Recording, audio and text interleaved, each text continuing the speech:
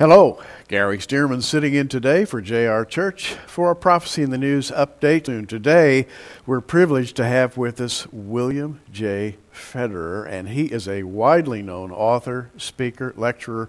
After talking with him, he's a historian. He's a raconteur, but he has I think a major theme that runs through his life, and we're going to be talking about liberty and freedom of speech. William J. Federer, can I call you Bill? Yes. Bill Federer, welcome to Prophecy in the News. Gary, great to be with you, and JR's in our prayers. Thank you. Well, let's get started. We have a book here that you've just written. It's called Endangered Speeches. I like the title, a little play on endangered species. And speech is a funny thing. We take freedom of speech for granted in America. It's just a right, that's all. And yet, we've been in the process of losing freedom of speech for a long time now, and that's kind of what this book's about, right? Right, Gary. Prior to 1913, there was no IRS. So churches were free to talk about whatever they wanted. Abolition of slavery, women's suffrage, allowing women to vote, stood up for the immigrants. We were against child labor. Pastors were the conscience of the country. Pastors would give election day sermons telling their congregation how to vote in light of Scripture. Mm-hmm. Pastors endorsed candidates. One of the famous ones was John Leland. He was a Baptist minister in Virginia, and he endorsed Thomas Jefferson and James Madison.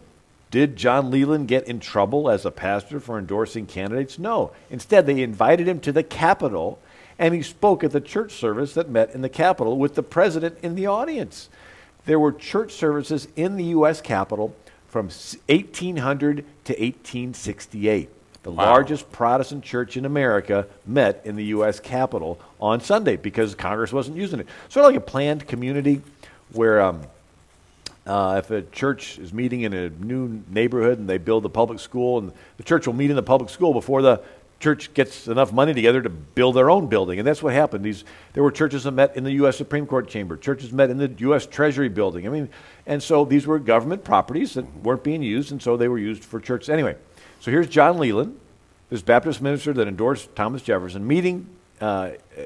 speaking in the U.S. Capitol with Jefferson in attendance. And so pastors were used to exercising this freedom. But something happened in 1913. There was the invention of the income tax. Uh-oh. And I wrote a whole book on the history of the income tax. There was none because the Constitution forbade one. And then Lincoln had a temporary emergency income tax during the Civil War, but it was repealed in 1873.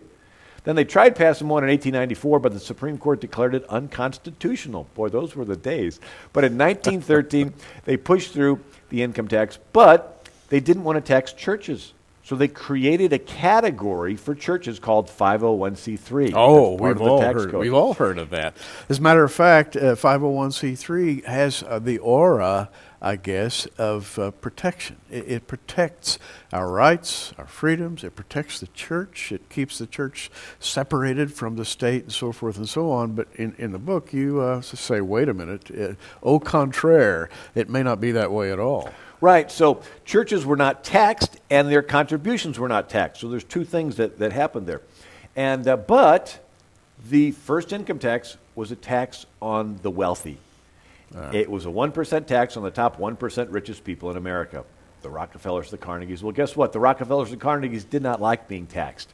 And so they pressured Congress to expand this church category of 501c3 to include educational foundations and charities. So that's when the Rockefeller Foundation and the Carnegie Foundation, all these foundations were formed so they could still control their money, they just weren't taxed on it.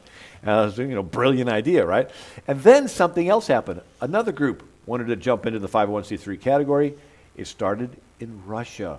There was a Bolshevik communist revolution. The communists took over Russia. Then the communists began to take over, eventually, 45 countries. And the way the communists took over countries is they would send community organizers and labor organizers into the countries to organize the poor, to overthrow the rich, promising to spread the wealth around, but then they would simply set up a dictatorship. And as these communists began to infiltrate America, they formed, you guessed it, 501c3 charitable educational foundations and began to push their agenda. And so in 1919 is when Congress began to limit these 501c3s from electioneering and pamphleteering.